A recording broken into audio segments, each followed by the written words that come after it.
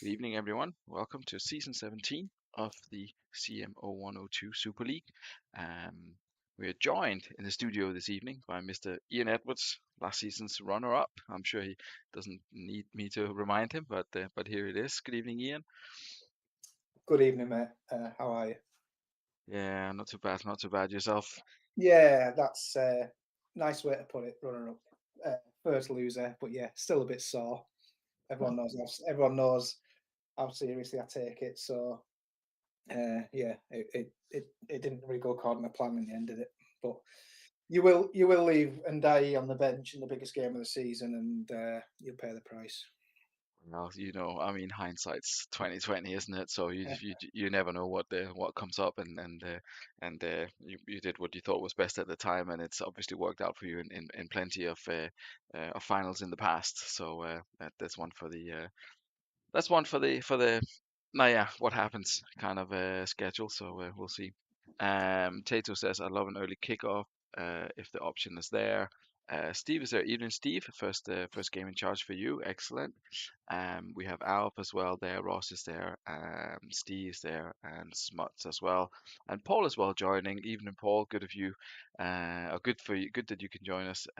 Hopefully, Steve will do you proud and get the Vikings off to a flying start as they take on Fulchester. Savage is there as well. Gosh, it's a full house. Yeah, considering an early start. That's good. That's good. We'll start quickly with and Smart says as early as possible as well. Do you play each other, by the way? Foss Road and whoever. You play Haggis, so yeah, you can go early because I don't think Ian will be here given his lack of access to things situation. Anyway, um, Mr. Edwards, expectations for this season's early rounds. How do you think? How do you see things going for yourself? You haven't changed as much this window as you perhaps did in the previous ones, but there are some key changes in your lineup. How do you see the sort of early couple of weeks going for you? Uh, Same as I always do. Come into it with a few tweaks, a few more tweaks this time, and new players, obviously. A couple of tactical changes, a couple of player instruction changes. Give it 3 games, take an average, and see how it pans out. Don't do anything knee jerk. Hmm. I think obviously last season I tried to win the whole thing with 11 new players and fell short. This time round, I think I'm probably looking at 7 new players. I wanted to keep the sort of rocks in the team really, Hmm. and build around those rocks, um, which I think I've just about done. Um, I think tonight's a bit of a free hit because I'm away to one of the best teams, and like I say, I've put changes in, which are going to take a tiny bit of time to bed in. So yeah,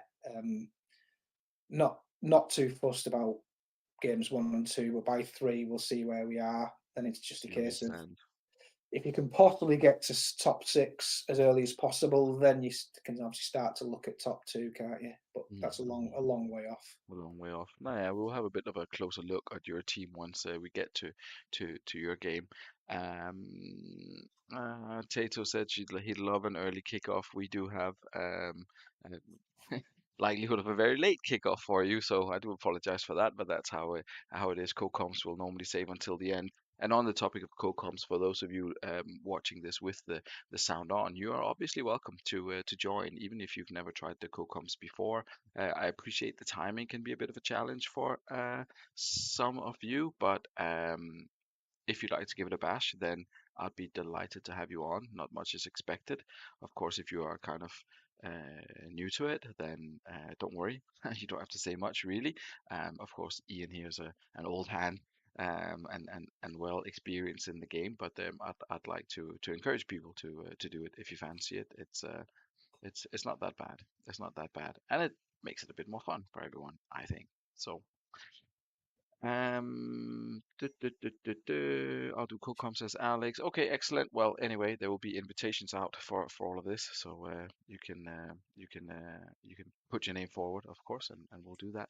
But I think we should get the evening's entertainment underway. What do you think?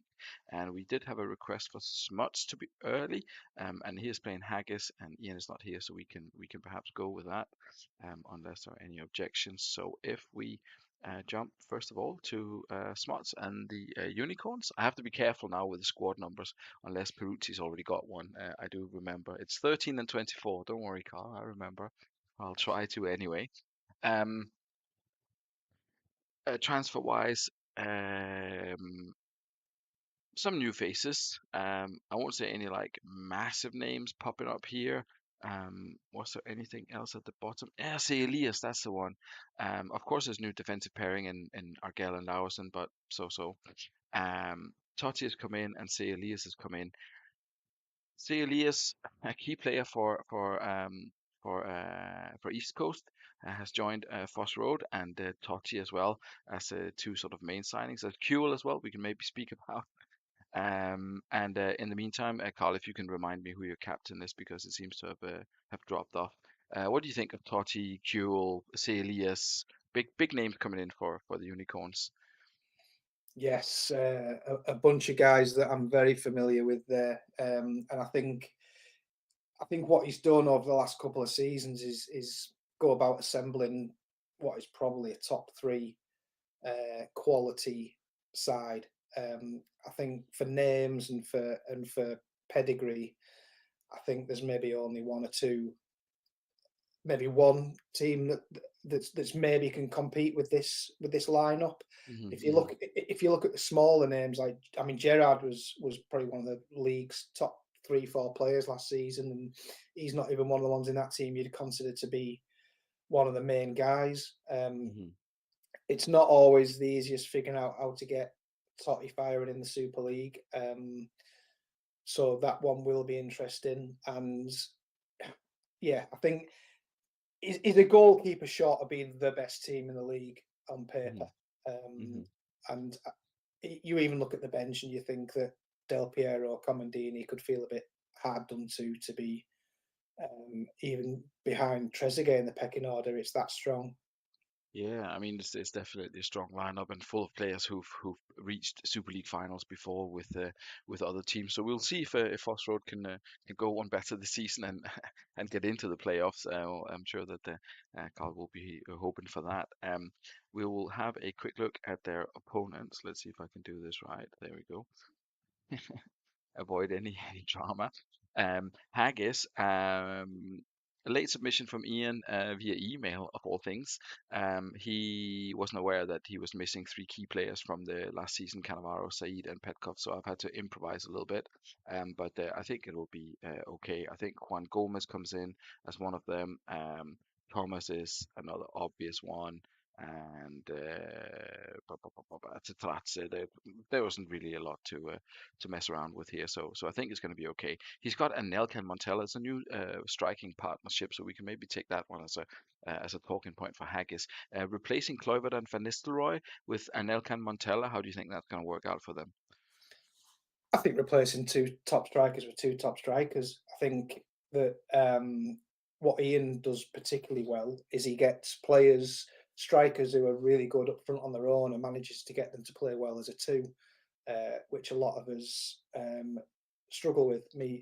Me for sure. I very rarely get.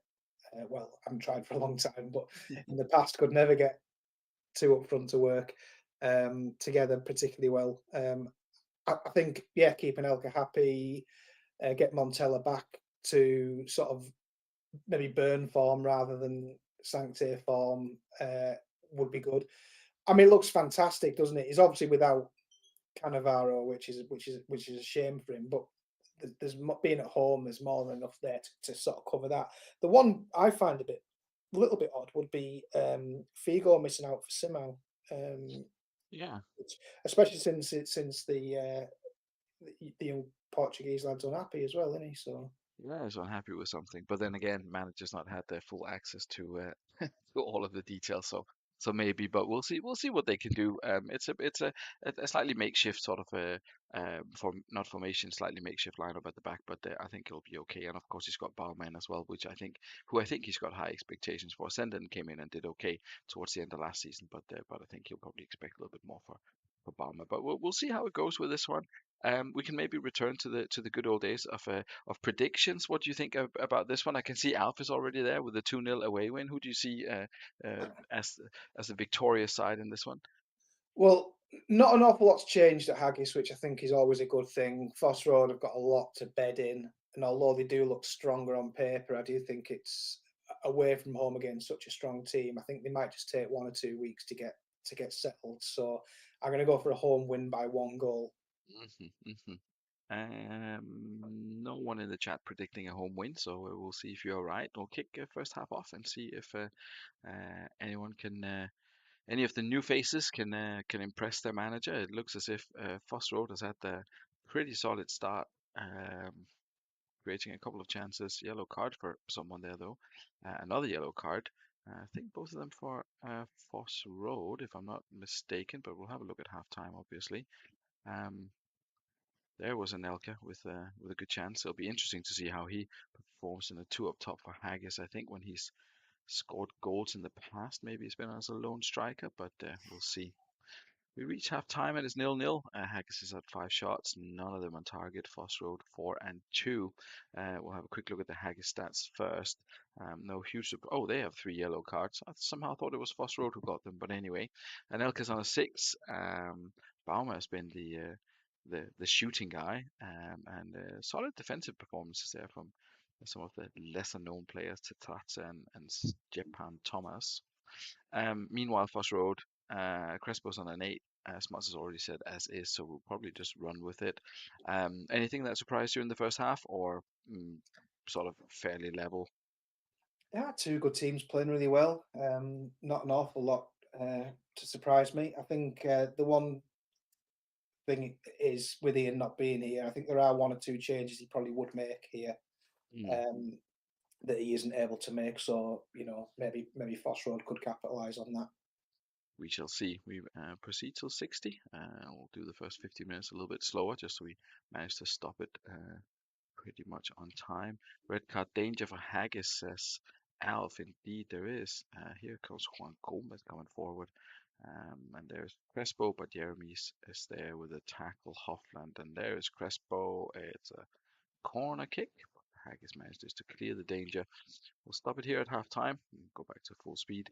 Haggis, solid defensive performances there by Thomas and by Tatata. They're both on 9. Simau's on a 6.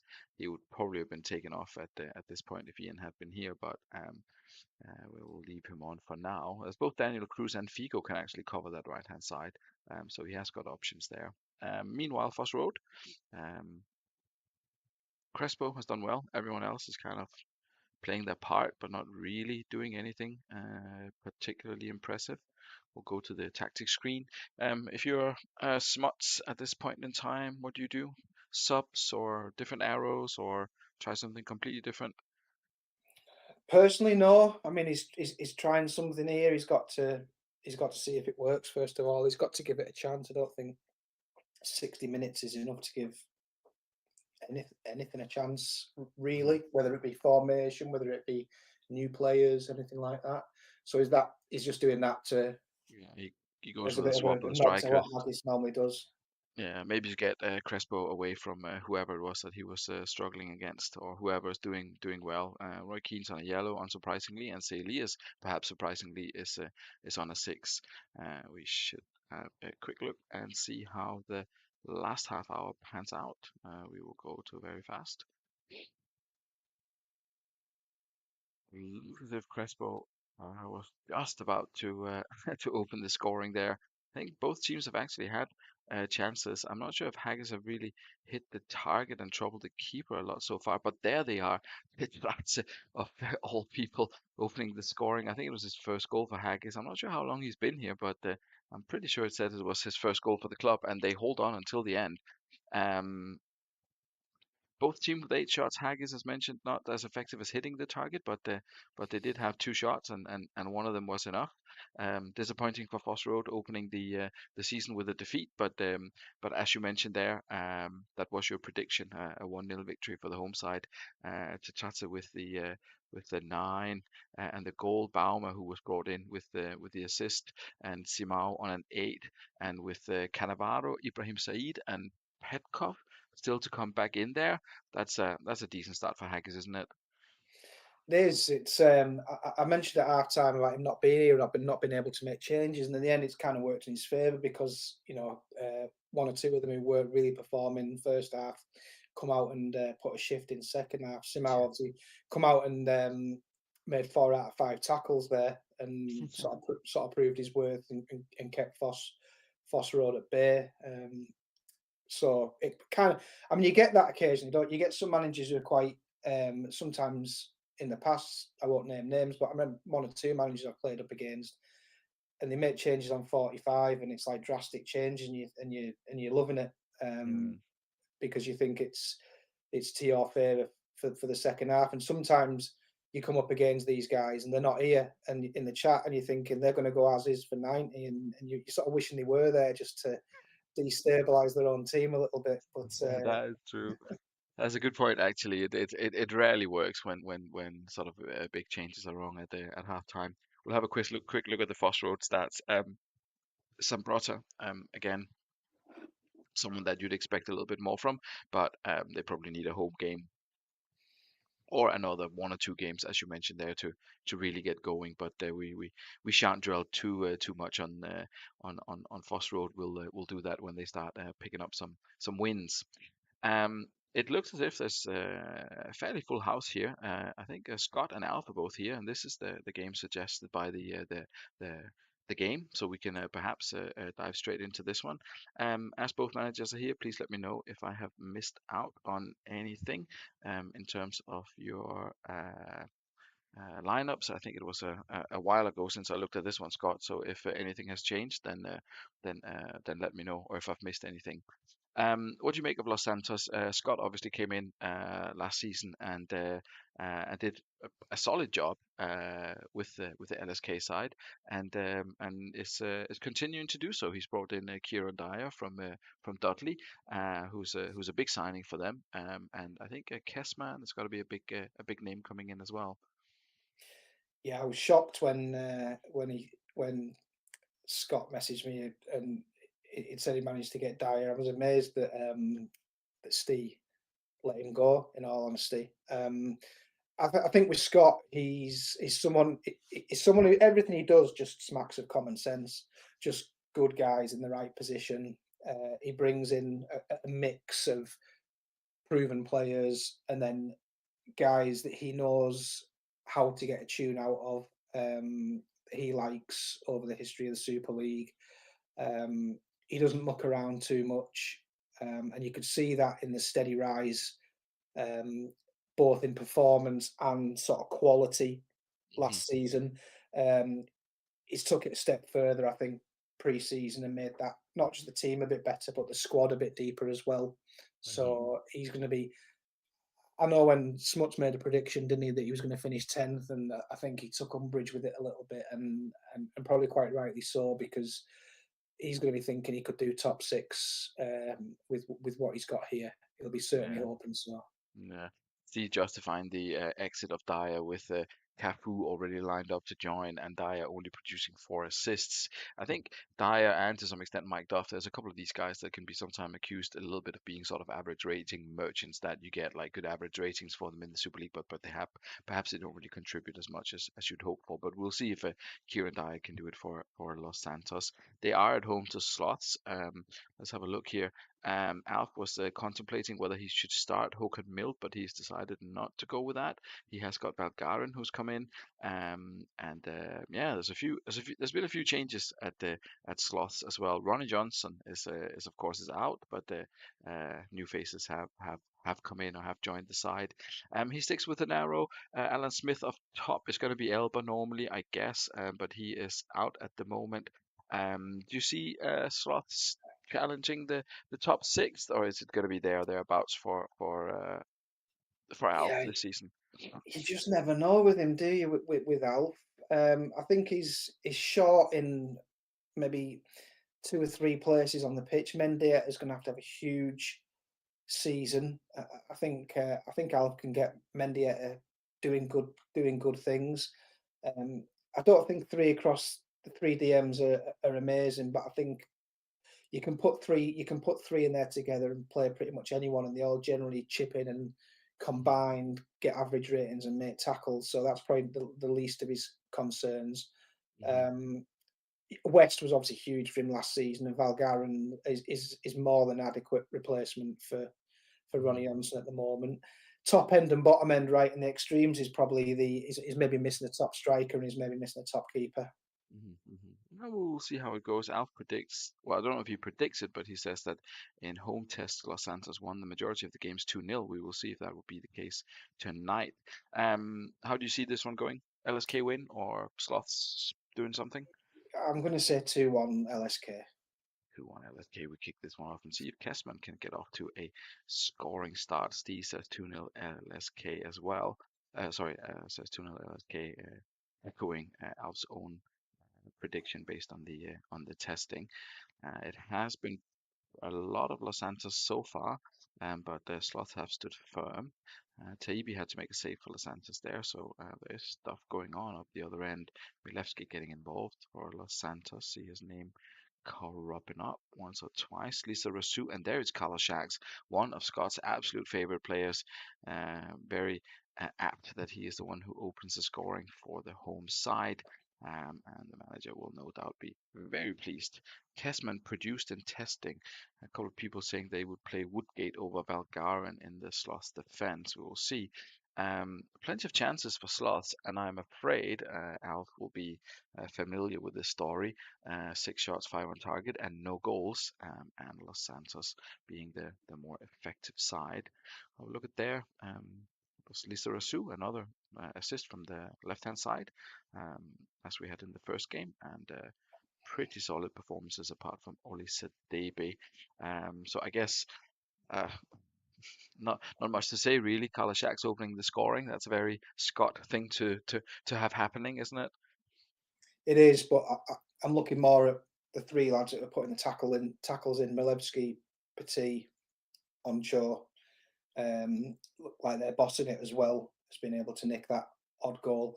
And Mhm, obviously we know with Kesman, like people are saying there, he's tested all right in trials and that, and mhm, he can do absolutely nothing for 89 minutes, as I always say, and then mhm. just go and do what he's supposed to do and get a goal. So that second one's always possibly on the cards, isn't it? It definitely is. Not a lot of passing going on there. We'll see if there's a little bit more for Sloths. Kind of. It's not been great. A great game for passing apparently. Sixes and sevens for Sloths. I'm not sure Ab will do anything at this stage. He doesn't have a huge amount of attacking talent on the bench, although Matt Holland is, of course, Super League winner, isn't he? At some point, and Thomas Rosicky there as well. I know he quite likes Rosicky. It's not a bad player. He's got the kind of decent-ish attributes, developing okay, but not sure if he contributes a lot. We'll see if Alf wants to do anything at halftime, or if we can continue. Kissman Yeah, did interesting. He's continue. got no striker on the bench, so I guess if he does do anything with the removal of Smith, it's one of those three Yeah. behind that plays up top. And right, he is. Yeah, that's exactly what he's doing. I think I think Alex was mentioning that he might want to take Alan Smith off him. I think if Alex goes back and watches the previous 16 seasons of the Super League, he will realize that that is flogging a dead horse trying to get something out of Alan Smith. But we'll see. I won't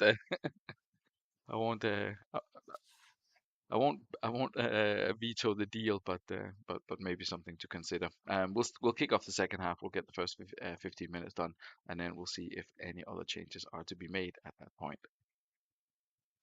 Um, Orsiki getting involved here early on. Biscan, I can't say that without reading it. The other attacking midfield for Slots. Um, Halashak's again, and there he is with his second. No one is picking up his runs from midfield. Um, he came in for it was the Anelka deal, wasn't it? It was Anelka to the highest bidder, and then uh, Haggis threw Shacks on the table, and Scott snapped him up immediately. That's proven to be a good deal so far. We've coming up till half time, I think. They're just about. If we keep this loss, we'll just take this one, and then we'll go the to the screen. Um, let's have a look. Los Santos, sevens and eights, an assist for Kessman, so not a goal for him. Milevski's on a yellow, but he continued to tackle hard, same as Sinoni, Petit as well, and Hencho. Um, mm, is this from Scott, presumably? What do you think? I mean, you'd think so. They haven't. I mean, the players that were making those tackles haven't had to make any more tackles, which suggests to me they're just absolutely controlling the game. Um, I would leave that alone wherever possible. I'm impressed as well. Liz Razui, age hasn't season 4 now, and he's as strong as ever. He finished last season incredibly strong, didn't he? Mm, mm, Um, mm. and he's continued again. Yeah, he's putting on Ezequiel Gonzalez, who he's brought in from Fiorentina here in the break. One of the out of league signings, probably one of the highest rated players from out of the league that he fancied having a look at. And we'll see if he can do something in the second half. Sloths.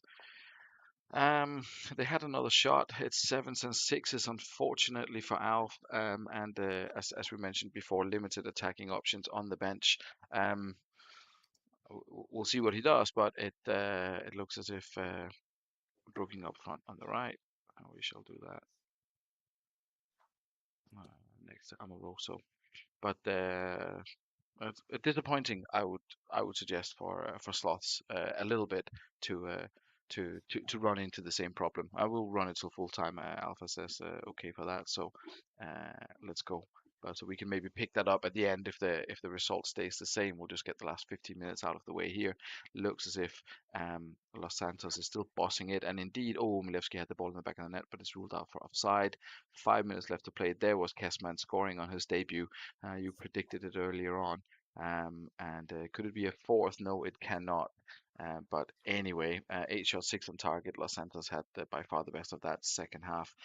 Didn't really work out for Slots with those changes. And we'll have a quick look at the at who got the assist. It was unassisted apparently for Kessman, and Lisa Rasu gets the man of the match. So we've already touched on Los Santos on their performance. Sloss, brief word on that.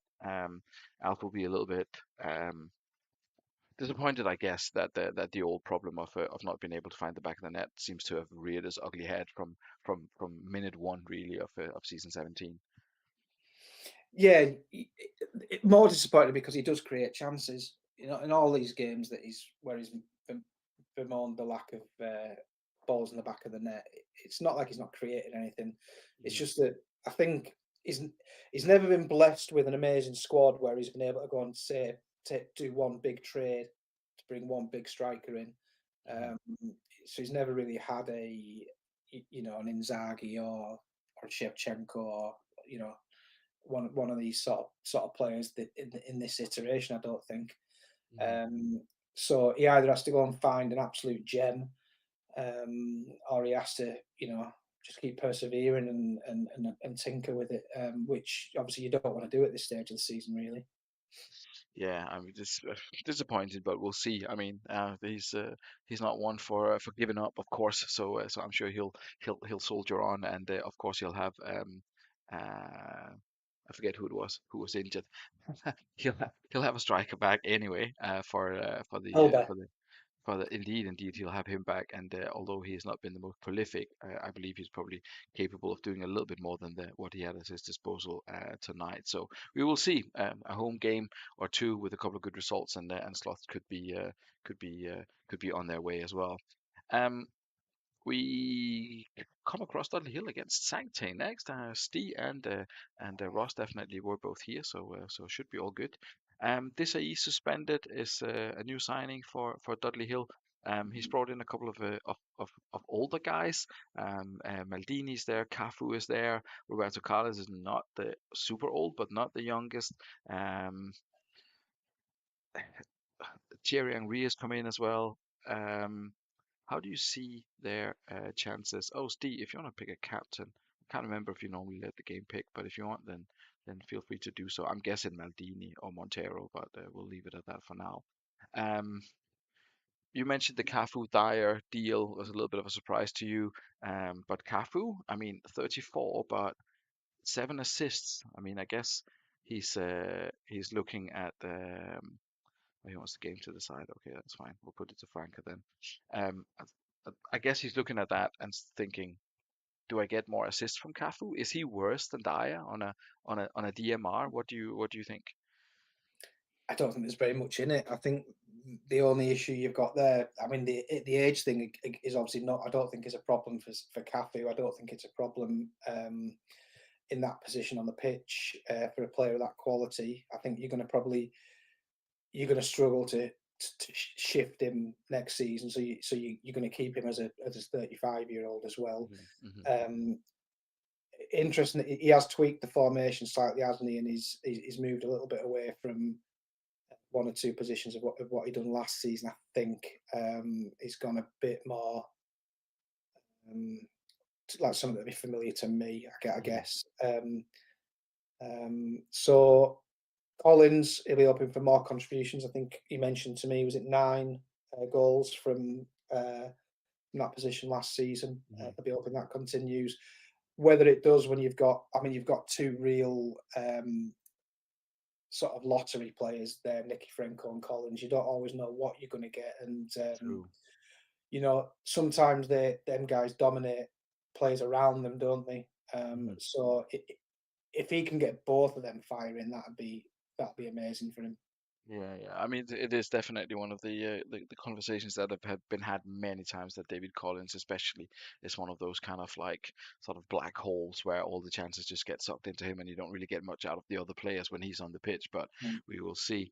I can't get anything out of Collins being him as a twos as Alex. I think Collins behind the two strikers and just forget that the strikers are even there. I think is probably where he Yeah. gets the most goals. But we'll see how it goes. Gattuso, Steve and I spoke about because Fife was doing this Milan thing, Inter and AC, and Gattuso from that position picked up a hell of a lot of assists in the. This is of course, not the Super League, but he seemed effective in this particular role. So we'll see how it works out for Dudley in this one. Interesting. Oh, Paulo Montero. Okay, that's fine. Plenty of captains on that side. Interesting opponents here. A lot of changes have happened at Sancte, and some people would argue that they are in a much better position this season.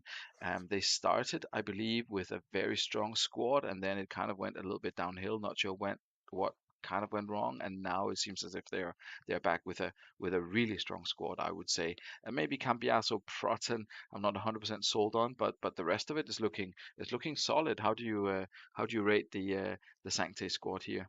I really like this team. I'm with you on the Cambiaso one. I think I've always said that if you're going to play one DM, it needs to be a top DM, and I Hmm. don't think Cambiaso is one. So it's about how the three in front of him perform. The I love the team. I love the business he's done. I love 90% of that whole setup. The only thing that jumps out to me is the lack of arrows. Hmm. He has, of course, got Van der Vaart as well, who's starting to look as if he's got some solid Mm, numbers. He's got him to come in to strengthen that midfield as well. But I agree, Cambiaso is I won't say an odd choice, and his stats are looking or his attributes are looking good, but he's perhaps not been famed for solid Super League performances. But we'll see. I mean, it's also kind of rare. I won't say rare, but we don't always progress that many seasons into it. So who knows? As time goes on, maybe we will see new faces popping up, but indeed it's an area that could be argued that he could strengthen. I think he moved something around a little bit due to Van der Vaart not being available, but I can't remember if it directly impacted this particular setup. But we shall see how it goes with Sancte against Dudley Hill. So two very, very good talented sides, good managers as well. How do you see this one going? Dudley Hill is a tough one for Sancte, but could they squeeze a point here? Just something about that sort of lack of movement without the arrows for Sancti. I just feel as though Dudley are going to win by two clear on this one. Maybe struggle to create Sancte with few people being Mm, available up the pitch. Well, we will see how it goes. We kick this one off. Dudley Hill at home to Sancte. Um, you could argue Ortega and Nistelrooy by themselves down the middle there. They could perhaps be strong enough, but it's David Collins. We spoke about him in the introduction to this game. Can he continue to contribute for Stee? And it looked as if he can. He's definitely off to a good start here. But it is Van Nistelrooy scoring on his debut for Sancte. Um, that kind of arrow straight down the middle formation with Ortega right behind him, causing all kinds of problems for Dudley Hill. But there is someone with a problem, and it's Ashley Cole, and this is not looking good because Ross doesn't have a bunch of. I mean, Cambiaso could go out there with Smerton coming in the central role. That would be the kind of obvious change to make, I guess. But Smerton yeah, is a DMC, isn't he? I forget these he things. is. Or I mean, he could even tuck Prutton and Smertin in and play them both alongside Cambiaso if he wanted to sacrifice the width, couldn't he? Indeed. Oh, that would be an interesting formation. We'll see what Ross does. There's obviously a reminder of the different players and there. Yeah, he does that. He takes Cole for Smerton and Cambiaso to DML. So we shall do it like that. Um, Easy one. Always good to be prepared with your substitutions and think how you can cover the different things. We'll run till half time and see if that has any immediate impact. Oh, David Collins not being picked up there. Um, and David Collins again, that's his hat trick in the first half.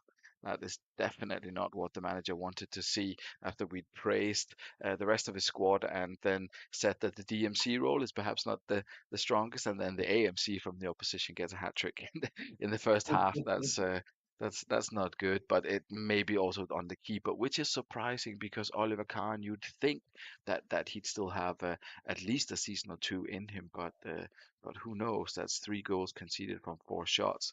Have a look at Dudley first. It's 2 assists from Gattuso.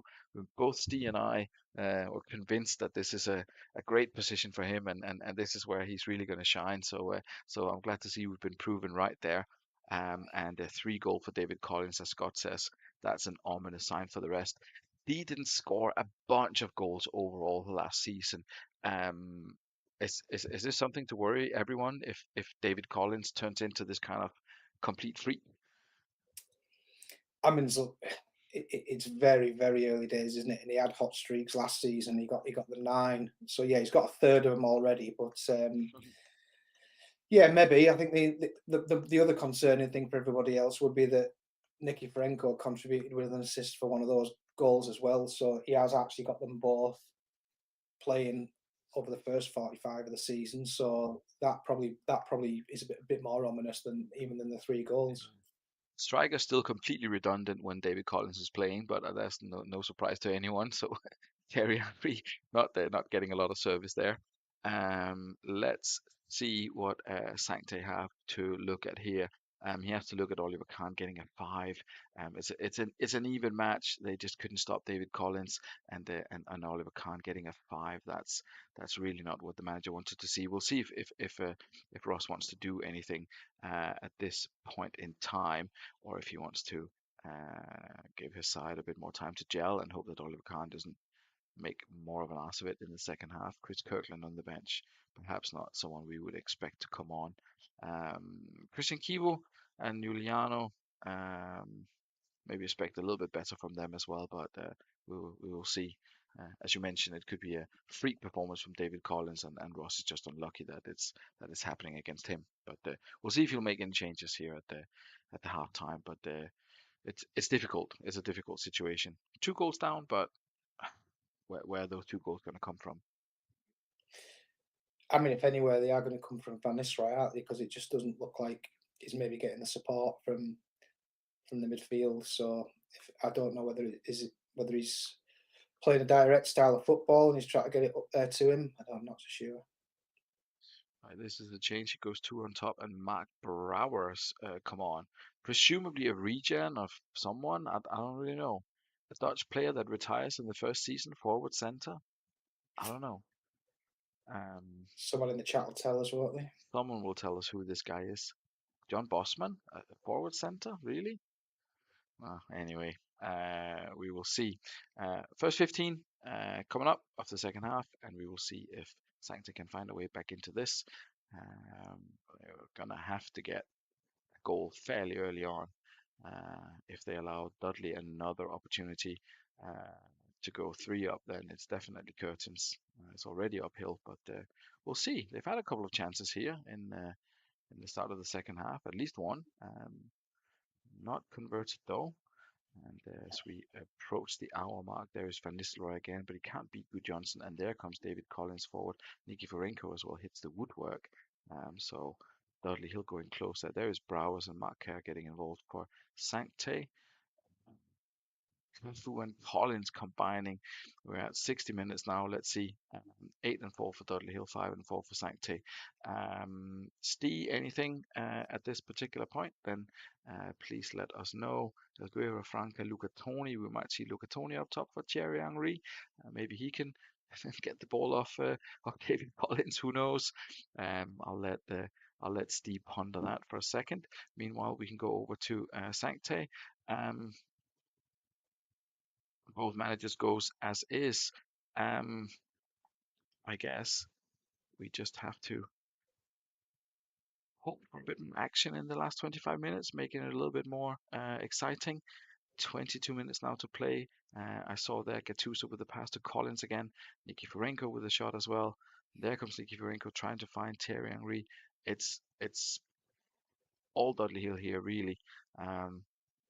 Collins completely out of control, almost involved in I would say 25% of all the stuff that comes up on the screen. Lucky we have a direct replacement here. I'll wait for Scott to confirm, sorry for Ross to confirm, but I guess that Christian Val is gonna come in here for the last 6 minutes. But the out is gonna have a huge impact. Ross says fine. Obviously at this point when you're 3-1 down and things are not going your way, you've had 2 injuries, you just want it to get over with and get your packed so you can plan for next week, I guess. A positive that Van Nistelrooy got the goal, but that deadly triple from Collins in the first half kind of sealed the deal early on, didn't it? It did. I think he won't be too disheartened by the result because the performance wasn't bad, and he walked into an absolute worldie of a team performance and even more so an individual performance. I think the couple of injuries will be more of a concern for Sancte because I'm not sure he has. I mean, it's your left back and then it's your left sided centre back, so it's kind of focusing on that area of the pitch. And he's obviously got a little bit of tinkering to do. He'll want yeah, Van der Vaart, did you say on international duty? Yeah, I think he There's, comes in. It, there's it kind of the Olympic final, and it's the under 23 squad, so I don't pick it. So it's it's just potluck. I mean, someone's yeah. missing there. Like I think is it Casillas or someone? There's a good goalkeeper. There's like a starting goalkeeper who's away as well. So unlucky for some, but there we are. So yeah, but indeed. I was going to say, Eva was unusually not very gracious from Steve there in the comments. It says, Ross says, fine, well played, Steve. And Steve felt we deserved another goal. But Well, probably, but don't get too greedy at this stage of the season. Look at the yeah, performance more than anything, and they obviously dominated tackles, dominated headers, and yeah, Khan at that sort of age where he will throw in the odd five. I'm sure we had a season 4 when he was at Dragons, and he threw in his share of fives, if I remember rightly. Mm-mm. Oliver Kahn says Scott. Yeah, it's got Chris Kirkland, who is looking fairly solid on the bench, arrived from Liverpool. So he obviously knew that he might have to bring in some cover, and he has done that. So he knows what he's doing, Ross. It's just getting it to gel. It's it's it's a marathon, not a sprint. This Super League business. Um, Stanley against East Coast is what we've got coming up next. Dimple was here earlier, and Mike as well. So hopefully both managers will be able to enjoy this one. Limited amount of is Steve here. There was a Steve earlier. Both Steve and Paul. If you're talking about the Vikings manager Scott, then he definitely was. Anyway, let's have a quick look at the. Can I get Okoro for captain? Yes, Mike, you definitely can. East Coast, not a lot of changes. He's got Paul Scholes in that central midfield role. He's got Thuram as well arriving, and Baldini at the back because Rustico is suspended. Thuram was the swap for say Elias, I guess. Um, what do you reckon? I mean, he's obviously great, but Yeah, for Zelius, I'm not so sure. I did look at Turam, and we did have a lot of chats, me and Smuts, about deals that involved Turam, and I decided at the last minute not to go for him, just because he was a bit similar to Sol Campbell, and I like more of a player alongside a sort of a strong centre back. But he does great deals constantly, great business, does Dimble, and it goes every time I message someone and I say, won't mind a look at so and so, and they always say, Mhm. "Oh, sorry, he's just gone to East Coast." Uh, the amount of times that happens, so sort of like guys that I like or guys that I'm looking at, he's looking at them and he's getting nicking in there ahead here. He's very, very astute. Doesn't do um, doesn't change an awful lot, and yeah, you mentioned earlier on there that it's a marathon and not a sprint, and nobody understands that more than Dimble, which is why he's kind of able to time his runs to the finish line so well. And picked up the title, of course, last season. He's got Shimkoviak coming in. Probably had a good time in his career. He's had a good season at Badgers. He had okay at Vikings. I think he could perhaps really flourish here because he was struggling a little bit on the right hand side. I think he had a gap playing there occasionally, but it didn't work particularly well for him. Nakata's also not done brilliantly. He's got Castroman as well.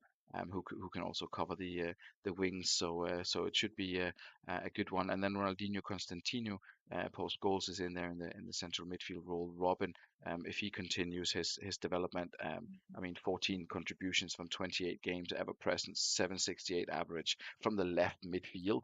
I mean, this is ridiculous. There's no one in the league that gives you that from that position. So solid, solid squad here, East Coast. Mike says, I suspect I'm going to get absolutely railroaded here, but we'll see. We will see, Mike. You might not get railroaded. You've made a couple of changes yourself. A Gat being one of the guys that come in, and as a Wow. Stanley, a Mike special in terms of the tactic. He's obviously got Day Day in. So looking forward to see how that goes. And a Gat on the other side.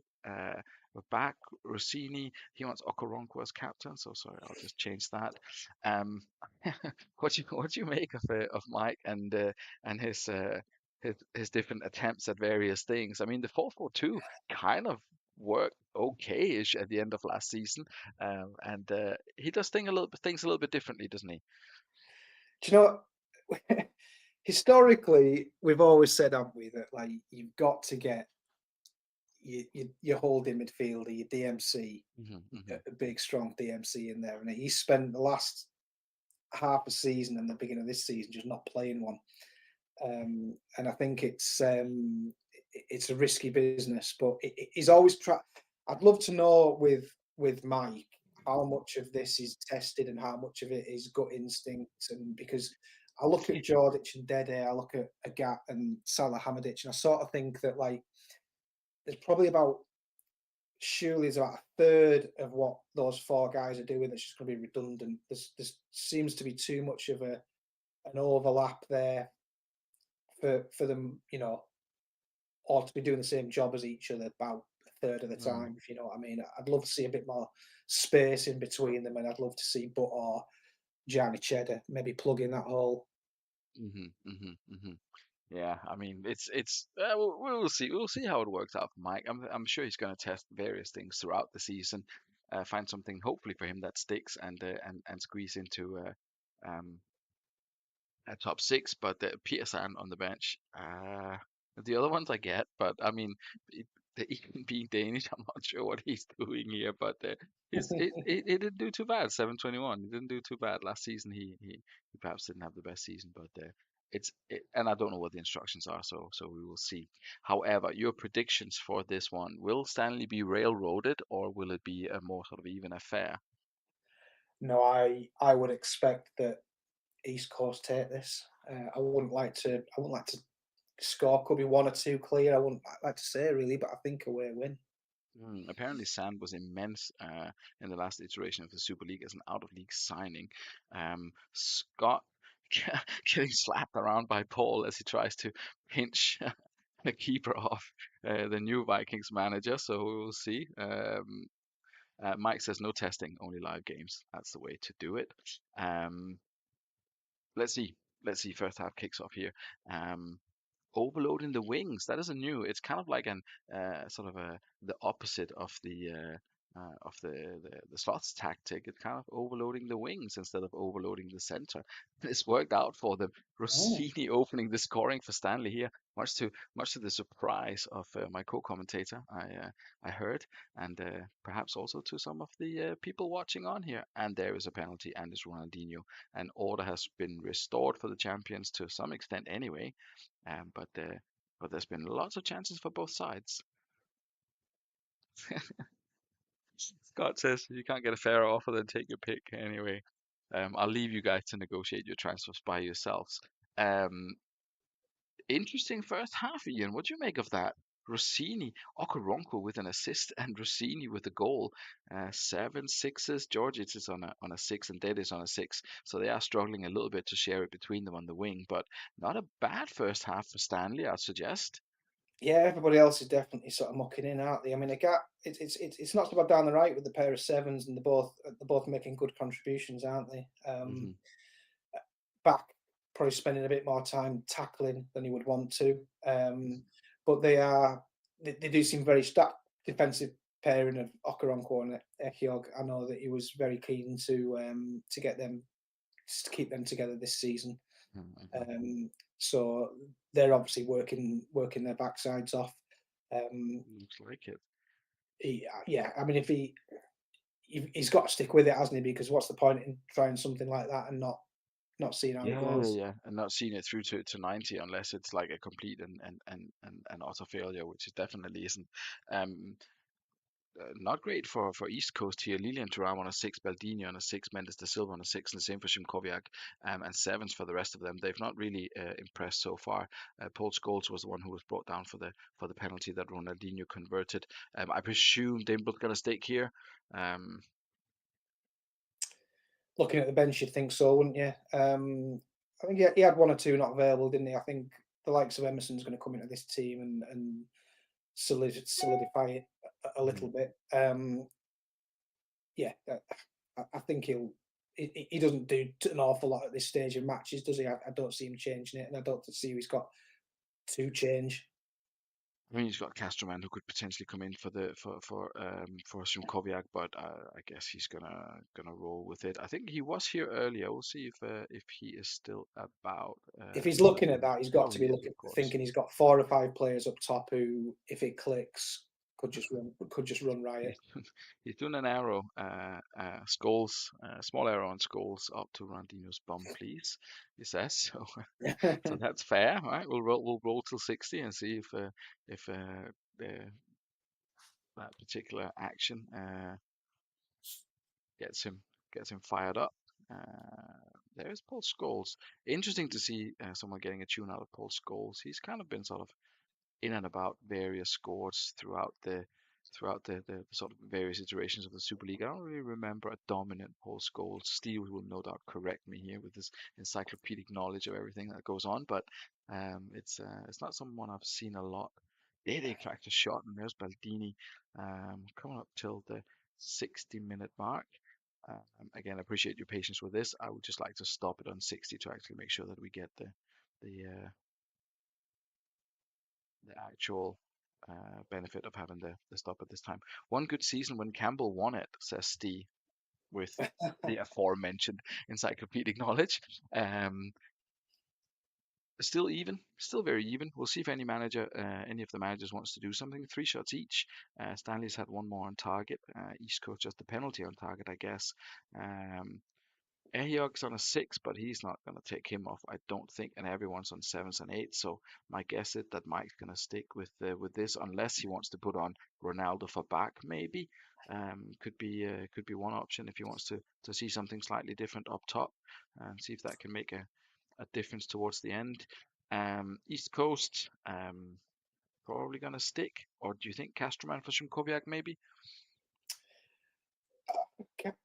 Yeah, I mean, you could do, couldn't you? I had Castroman a while back, and he was only ever there because he was a left-hander, right? So he was always staying on the bench for me. So I don't really have an awful lot of experience of him in the Super League as far as what he can do. In defensive scores, I say he had one other good season as well for us when we won it one of the years as well.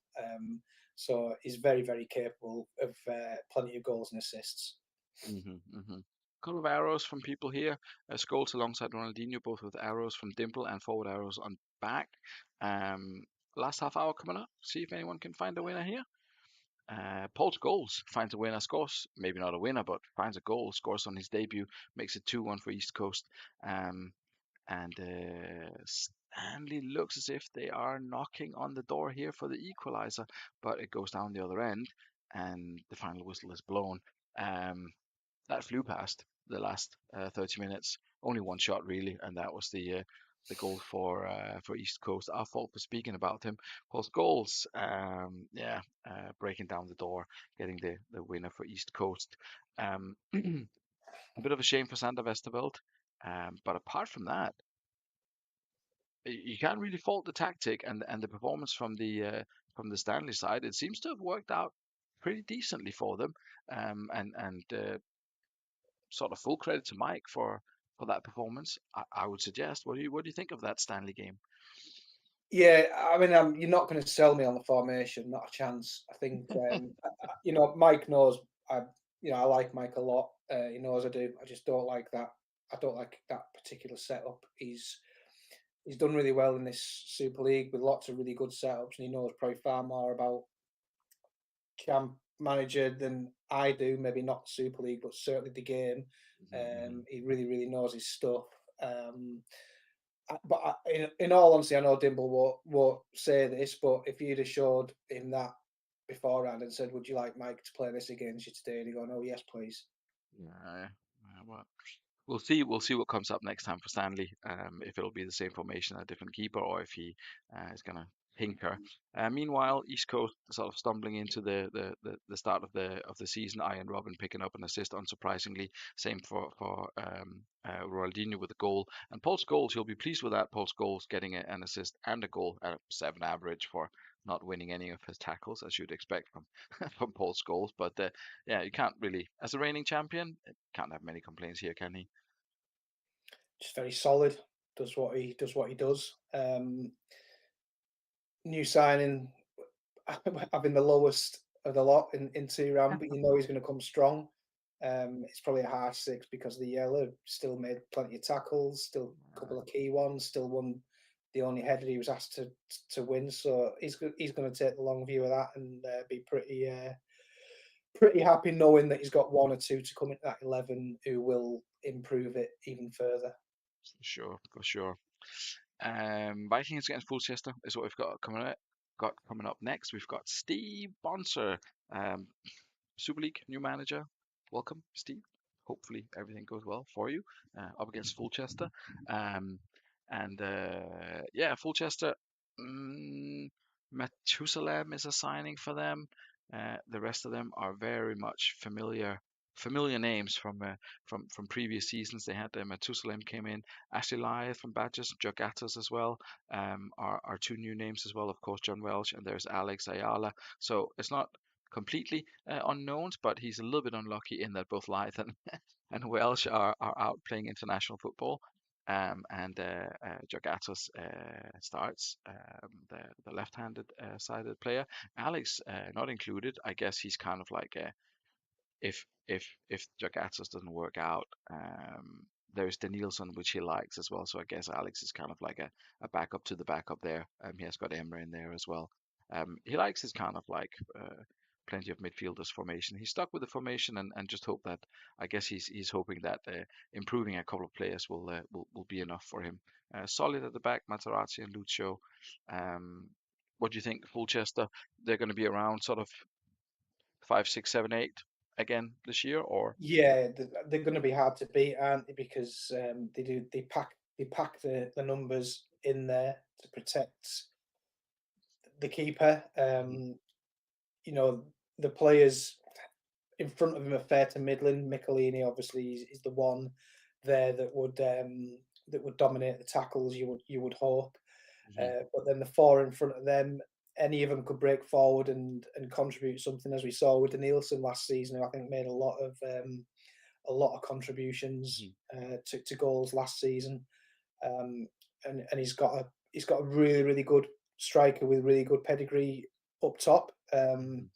Who could quite easily be top four, top five in the goal scoring charts come the end of the season. Yeah. And I think with the goalkeeper as well, I think I can't remember exactly, but I think he had 3 or 4 games where was it Frey, whoever he had, like where his goalkeeper is completely through the games, and he would have probably made the playoff Yeah. if it wasn't for that. So we'll see how how Mondragon fares this season. I'm not I'm not convinced, but we will see. And for anyone wondering why Fulchester is allowed 2 goalkeepers, this is the reason because Jacob Milito is taking up a squad a squad place. We no one really knows why, but that's how it is. So if in case anyone's forgotten why Dan has the exception, then that's why. Now you know. Moving swiftly on to the Vikings and a new manager in charge here. Rio Ferdinand is unhappy. I can't remember why, but they will sure. I'm sure he'll cheer up once he gets some game time here. Um, Unlucky Hersey away for international duty as well. He's, as mentioned, one of the impacted managers, just as the Fulchester manager was. He's at home, so that's good. He's got Yepes and Ferdinand at the back, Arca Emerton, who you are very familiar with, of course, Del Vecchio, Shevchenko, Kluivert, Liverani, Van Bommel, um, Pauve over Simeone. But Simeone had a terrible last season, to be honest by his standards anyway. Not a single contribution and a very poor average. So I get that, but I also get the surprise at the same time because Patrick Power is Patrick Power. But anyway, Ian, over to you. Vikings this season under new management. What do you reckon? Well, I spoke to Paul about this, and he thought that the transition might be reasonably seamless because him and Steve sort of kind of had quite similar views on the game, but that doesn't look an awful lot like a system or a lineup that Paul would put out. I'm really excited to see Arca, see how he gets on at this Me stage and too. save. Obviously, centre backs, goalkeeper, full backs absolutely speak for themselves. Yeah, Pauve in there instead of Simeone is a huge call. Um, you're hoping that the fact that the two in front of him are that they're both still DMs, that there's plenty of protection there. We've seen what Del Vecchio can do when he was at Haggis. Hmm. Yet to probably do it at Vikings, but again, I know the lads were really excited about that front two, Hmm. Hmm. and quite mercurial front two. But again, it's all about can they get it working because there's a core there of a top six side. Yeah, I mean, it'll be interesting to see. John Terry at this point of the save could perhaps argue that he could be in with a shout for a starting position, but his positioning of 15 perhaps just a little bit lower than some of the bigger names, but we will see. Your predictions for this one, I'd be curious to know. New manager, of course, it's not new manager bounce because as it's game day, you can't add and remove a manager, so it's still technically says Paul in the manager name, so there hasn't been that kind of change there. But Vikings against Fulchester, home win, away win, a draw. What do you think? I mean, it's even harder to predict than previous Vikings game because, like, Paul could go on a really good run and then throw in a result that you weren't expecting, and obviously we don't really know with Steve. So I'm going to sit on the fence and say it's either a 0-0 or a 1-1. All right, then we will kick it off and we will see how it goes. I can take on Fulchester. Danielson opened the scoring. It's a rude awakening for the for the new manager in the league. Paul had a similar issue last year, but there is Van Bommel. We're 10 minutes in and we've already had the two goals that you predicted as a maximum. Will anything happen in the last 80 minutes? There's certainly been plenty of chances and Baumler, surprise scorer, I would suggest for Vikings, but the manager will be very pleased. And Del Oof. Vecchio, I think, sets up Kluivert here for the second of the evening for Vikings. Um, Very, very important for the manager that his team came straight back into this one. We all remember the start of the season Paul had after taking over from Jens. It wasn't pleasant for for anyone. But that's a solid first half for the Vikings. Apart from that sort of shock opener from Danielson, manager's got to be pleased with that, hasn't he? He'd been thinking the worst, wouldn't he, after 3 minutes, that rude awakening. And they're actually looking really, really good. We looked at a couple of those games beforehand where no one had touched the ball in 45 minutes. And if you look there, 20 passes, Del Vecchio, 26 Fernand, Clivert's had loads of ball, Van It's a Bommel, yeah, they've all had shit loads of ball, haven't they? ton of passes. I mean, that is ridiculous. And Del Vecchio sticking two fingers up to the haters from from last season with that Jeremy Steele with two assists there. So a good start from him. Both managers says no changes. Dan is here as well. Beckham on a five though. I know he really likes Beckham, so he's probably gonna let him run until forever. What he will be not happy with is probably going to be Mondragon, but we'll run till 60 and see how it goes. Um, if Vikings can continue their good sort of form from the second part at least, or the sort of latter part of the first half, um, it looks as if they're still pretty much in control of this one. Liverano comes forward. It'll be interesting to see if what Pizarro will do. As you mentioned, he's probably like a could potentially a top whatever 2, 3, 4 something like that striker if he gets going. But will he get going? That is perhaps the question. Danielson and Pizarro combining here. They get an indirect free kick. We'll wait with that. Pizarro is on a six. Song Yoon Cook is on a six as well. Plenty of people on sixes really. Not a giant amount of options on the bench. I mean, Captain Vogel is on a six. Emre is kind of like an obvious replacement, but I'm not sure he'll do anything at this stage. Maybe just sort of hang on and hope that thing changes. Dancers carry on. Vikings, meanwhile, Patrick Pauve, much maligned in the pre-game chat, is on a nine. Shevchenko's on an eight. Delvecchio's on an eight. I guess there's not going to be any changes from Steve either at this point, but we'll see. We'll see what he comes up with here. Um, would you try and throw anyone on, or are you just going to hold on for dear life and hope you get a debut win? It feels good for him, doesn't you? Why would you muck around with it? And the bench, it's not an amazing bench, is it? I think, yeah. Why would you mess around with that at all? Maybe it He would be says a no. solid He as says is for me.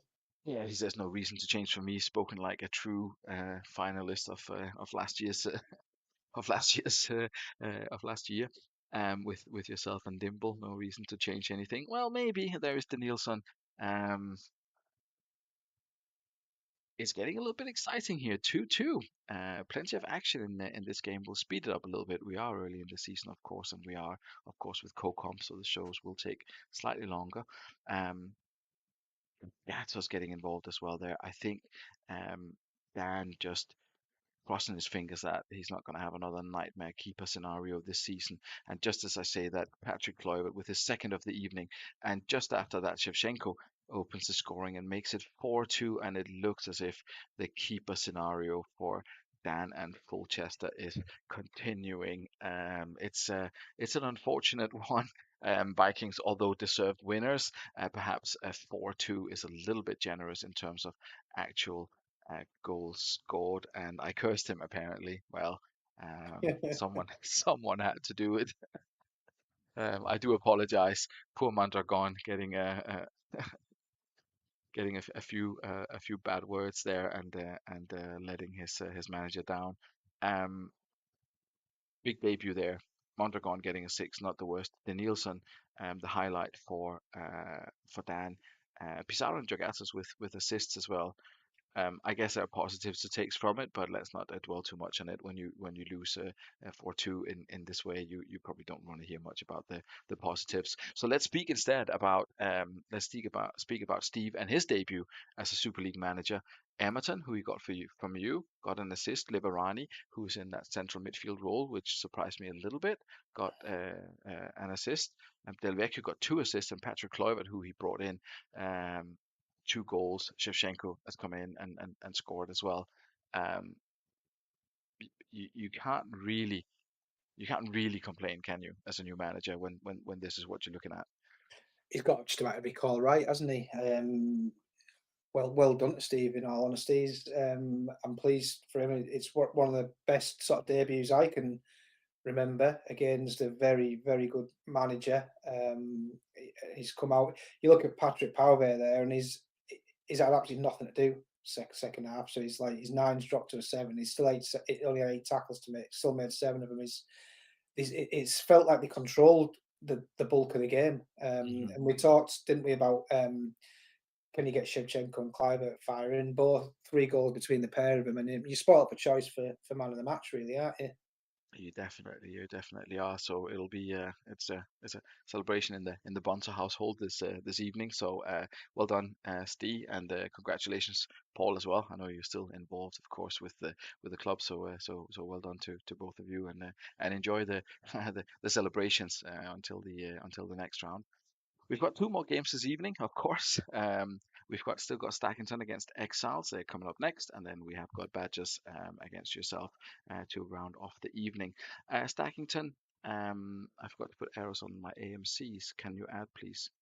No, you didn't. But okay, fair enough. Um, this is Stackington. Defoe, Gustavo Lopez, Eto has come in. Is it a stronger side than last year, or is it? I mean, Filippo Inzaghi is on the what? Filippo Inzaghi on the bench. Is that right?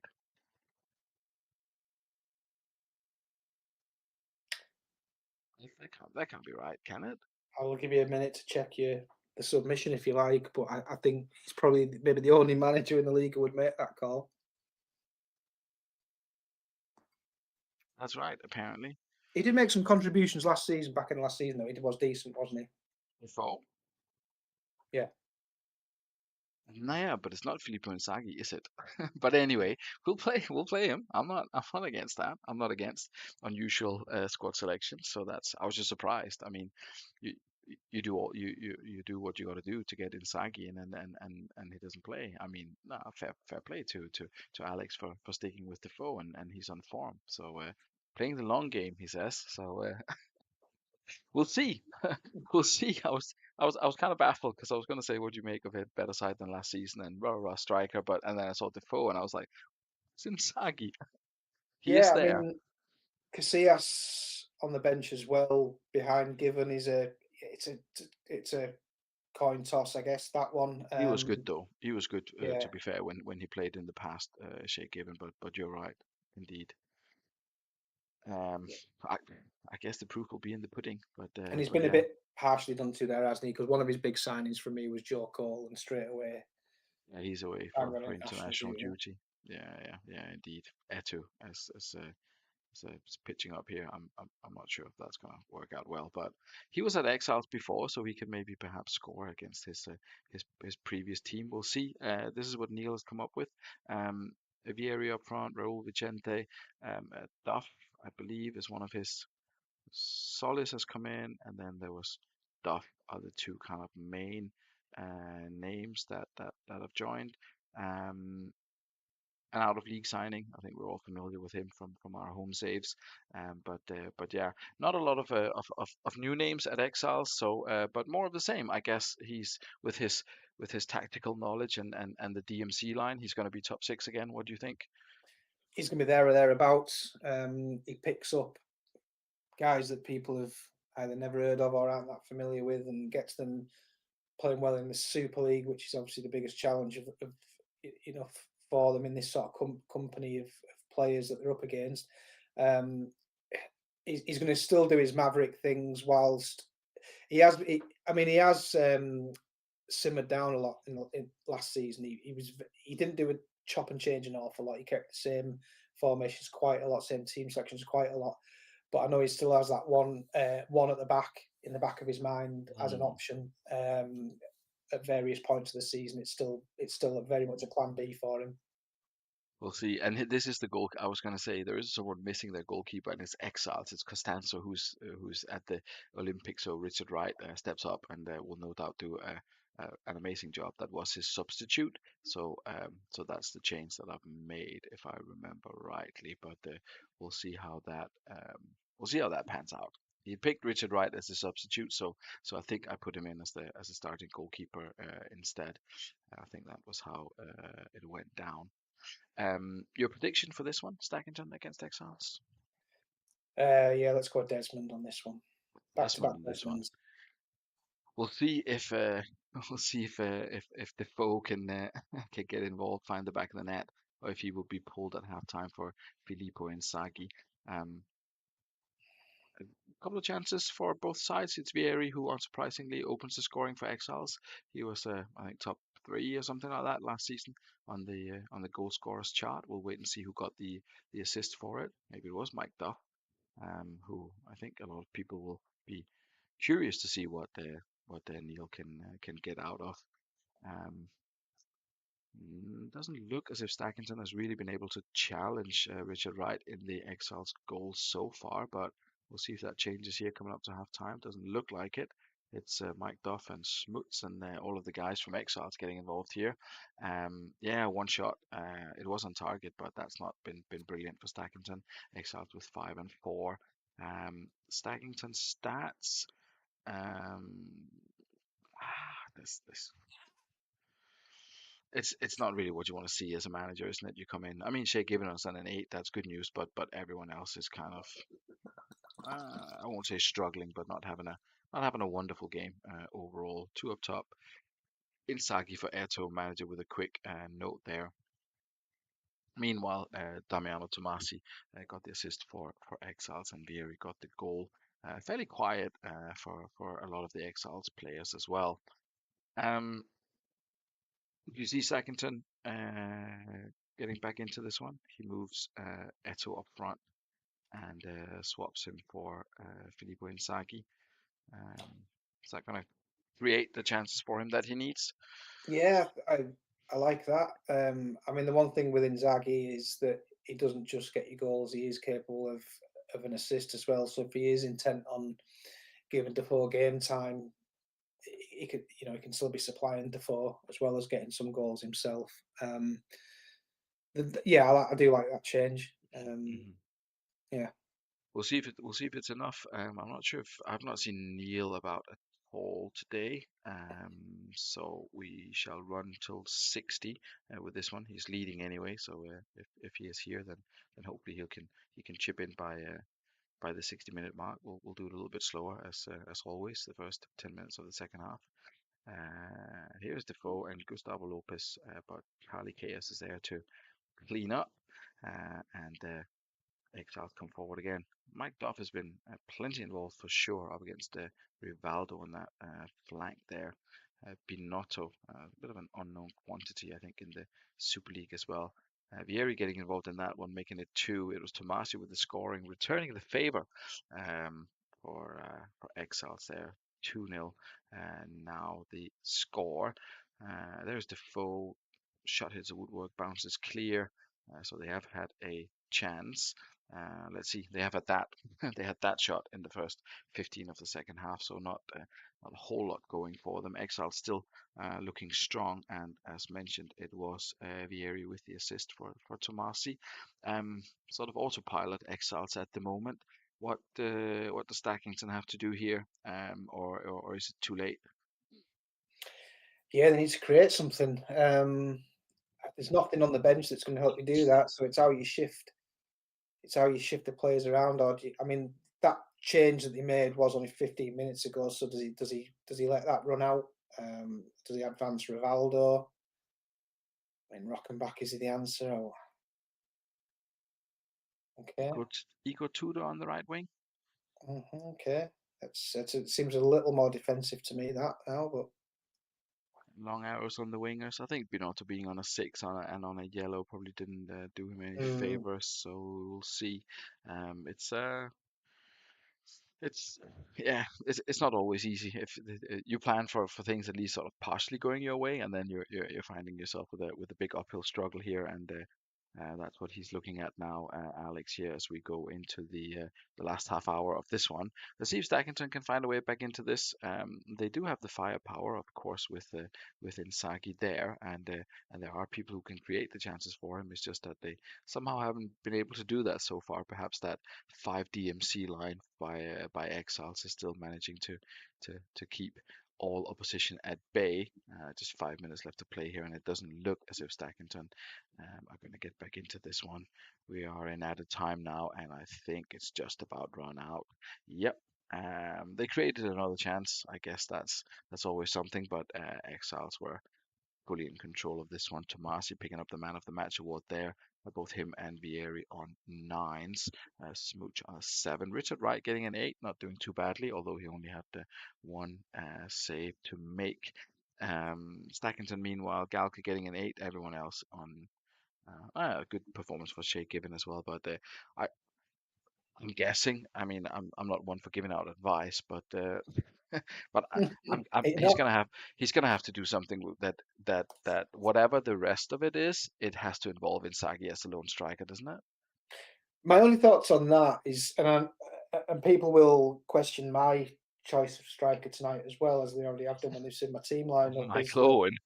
yeah? Is that the only thing I would say on that is if you're not going to play Inzaghi, the guy that you traded to get Inzaghi, you could have traded for someone really good elsewhere to improve on the likes of Galka or to improve on the likes of Bonotto. If you were still going to play default up front, Yeah. We will see. I mean, it's an experiment, and obviously he's loyal to his players, which you can't fault him for. So, shame for Defoe that that didn't work out, and shame for Stackington that they didn't pick up any points. But that's how it is sometimes. And of course, Exiles is not an easy. But I mean, let's not just shit on Stackington here. Exiles is a very tough game. So perhaps perhaps not as bad as it initially seems, but yeah, Stackington Exiles 2-0 winners. We do have one game left this evening. It's Badgers against Northern Burn, and we will see how that goes. Um, Badgers, Zanetti with a backwards arrow, Giggs forward, Ledenev, I don't know who this is, Mackay, Fletcher's in there as well, Parade, Scally, Klumpus, Stam. What do you make of Badgers? Um, they just about managed to get into the playoffs and then did quite well last season. Do you rate them as a potential challenger this season? always, yeah, yeah, without doubt. He'll be trying a few things, knowing that he's got 26 games. It doesn't necessarily have to figure everything out in game week one, but the one thing that Tate will do here is that he'll learn a lot about a lot of his players, and he's also got one or two that would be in the team if they were available. The likes of Davids would be there, I guess. Yeah, I Um, think. Sorry, just a second here. I think he wants Robbie Keane instead of Christian Tim on the bench. Sorry, I just had to interrupt myself there. I think that was what he agreed, and I kind of forgot to do it. So now it's done. So apologies. But yeah, point well made that he's gonna see what happens. He's thrown a few people in here, and I guess he's gotta see what sticks. I mean, I have no idea who this Ledenev guy is, and Fletcher. It's an Yeah, interesting one I with was it's an surprised when interesting Darren one with Fletcher Darren got in, Fletcher, but he isn't does it? look. Yeah, he looks well developed. I was surprised when he went in there, but then obviously I wasn't privy to the Davids situation. That's obviously Hmm. explains Hmm. that one. Yeah. I mean, it's not a million miles away from what he normally does, and there's still brilliant players in there, and you know there's one or two in there that you wouldn't necessarily expect who could still catch fire. I mean, you know, Stanley came out of the blocks and scored straight away, didn't he? With doing things a little bit different, so Hmm. that could certainly happen. I'm always going to be worried going away to Boothstown, whoever they put out. Yeah, for sure. Well, we will see. Darren Fletcher gets number 26. For yourself, Hippian and Campbell at the back, Buffon in goal, captain as well. I guess Candela, Contra.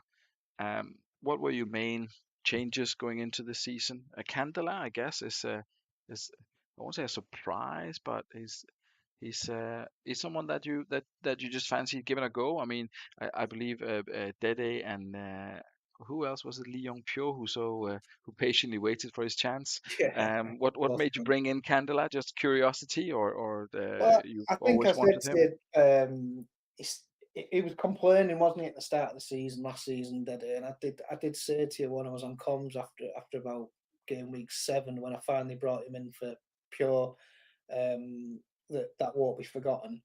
Hmm. He was the only one complaining, and so when the season ended, I'd done a deal with Mike back into the last season, which was a straight swap on quality left backs. Hmm. So I just went to him and said, "Do you fancy doing another straight swap on quality left backs?" And he went, "Yeah, why not? It's a nice little tradition to have." So that's just something that me and Mike do. Yeah, well, that's good. And Contra is one you like, of course, on the right hand side. We all know that. I think the big question mark is around your kind of striker selection. Um, Inzaghi out, you're fed up with him, or he's another one who has been misbehaving, or what's the story behind letting Inzaghi go? Not at all. I started off just wanting to make probably as many kind of changes as I could to get as much sort of interest into it for me. I'm always looking at like freshening up every single season. It's just something I Hmm. like to do these days, and I just wanted something a little bit fresh. Um, the only ones that were really ring fenced, as I say, were Ndai, Vieira, Campbell. I wanted to keep Hmm. that sort of strength, and then everywhere else, I just wanted to get new, exciting Hmm. toys in to play with, um, Cool. basically. And then the Owen thing really just. I mean, I'm not one for testing, and I haven't tested really for quite a few seasons. But when the save came around this time, I did. I looked at combinations of players, and it was around that sort of when I was tinkering between Ferguson, Veron, and Rui Costa.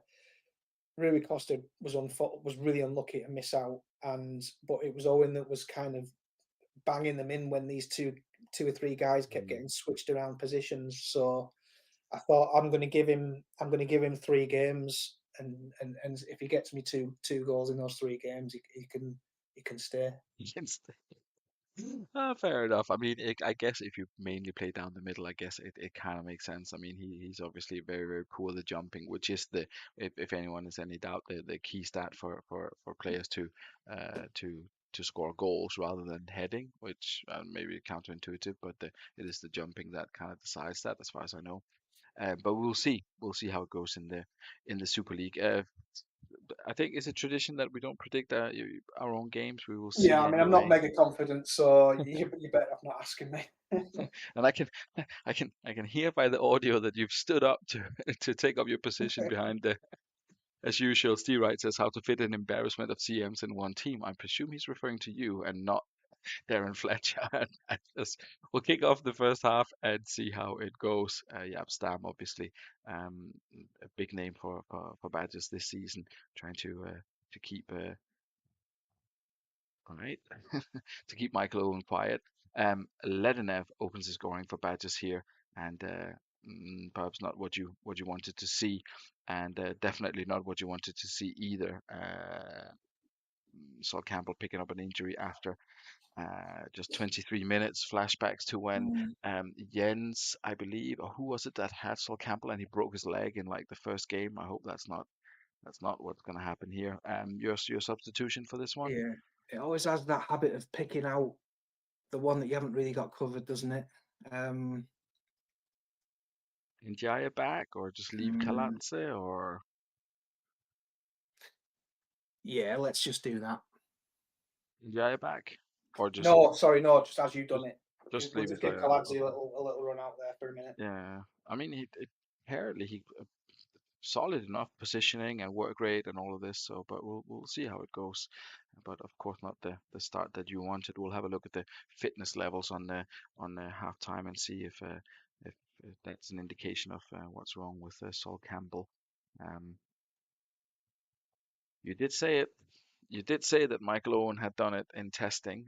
So well, not to your surprise, but perhaps to other people's surprise, he's in there amongst the goals, 1-1. Um, Hi, good night, the 3 a.m. alarm, and you're still here. I'm not entirely sure, but anyway, fair enough. Tato says, as is, everyone keen to get to bed. It's only 10 o'clock for you guys. What's up? Northern Burn stats, 53 for Campbell, so that'll be a bit of a sigh of relief in the Northern Burn camp. He'll be back within a couple of weeks. And congratulations, Steve, of course, on or Steve rather, to differentiate between all of you, um, with the win. Badges already has says, let's go as is. Um, Ledenev, who did nothing apart from scoring the goal and got an 8. Um, what are your thoughts here? Contras on a 5, but I guess you're not gonna do anything, are you really? um,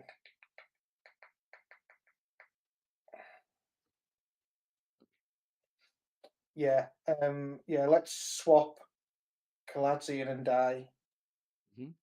and let's swap Vieira and Kaladze. Hmm. Uh, yeah, um, yeah, that'll do. That'll do. Thank you. Cheers, mate. Okay.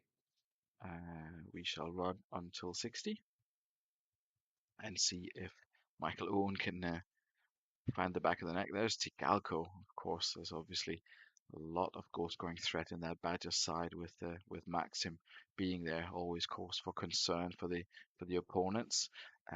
Neil Scally there as well. Let's not speak about him. I don't want to jinx that particular name. We made it till 60 minutes.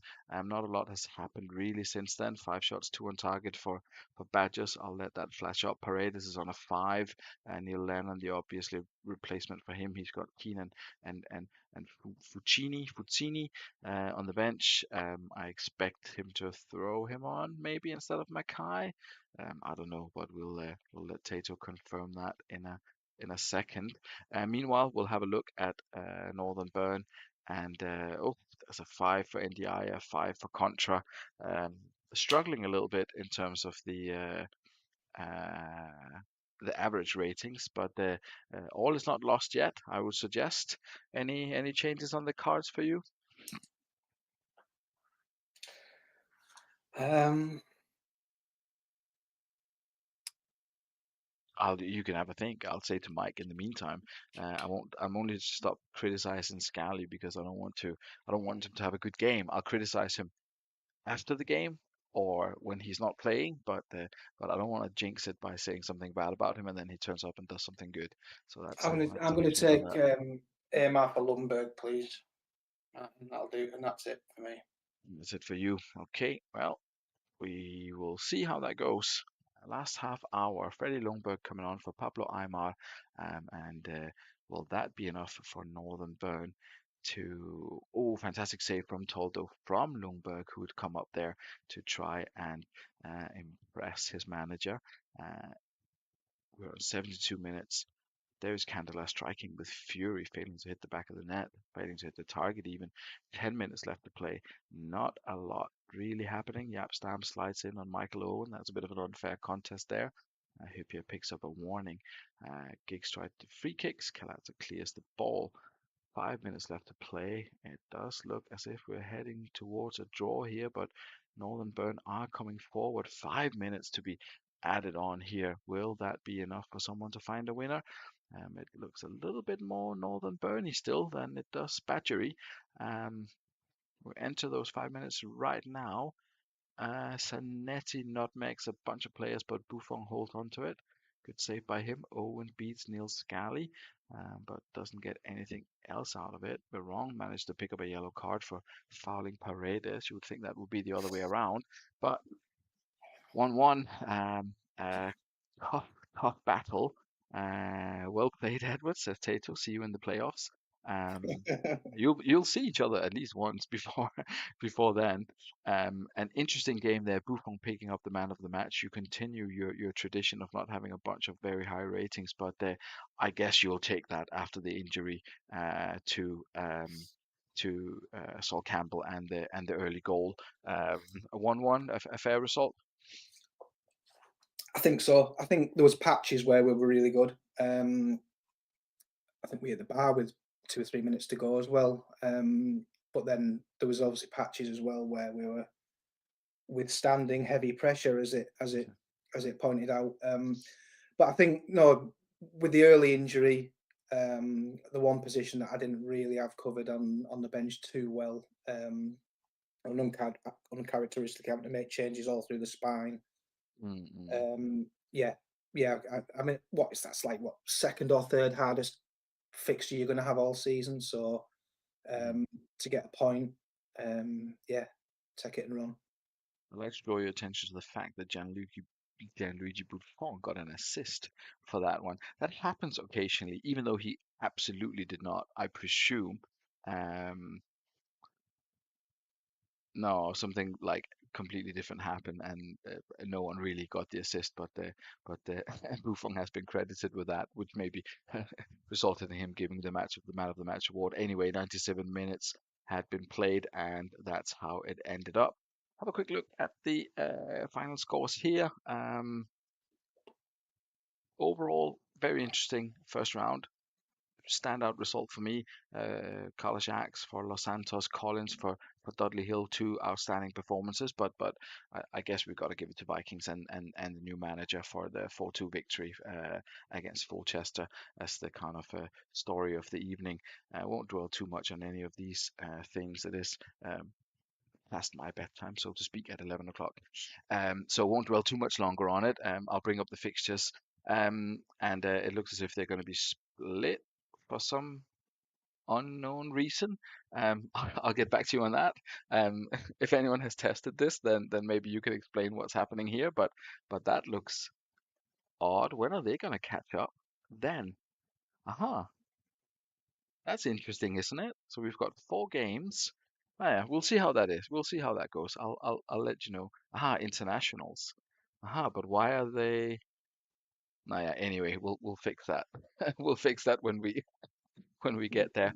Any last thoughts from you, Ian, on tonight, on your own game, or on the performance of Vikings, or any general observations? Oh, it's general observations. Nice to have a new manager in there, and got off. Steve's got off to a flyer, which is great. There's a couple there that I was expecting a good seasons, and they've started off well. Scott and the like.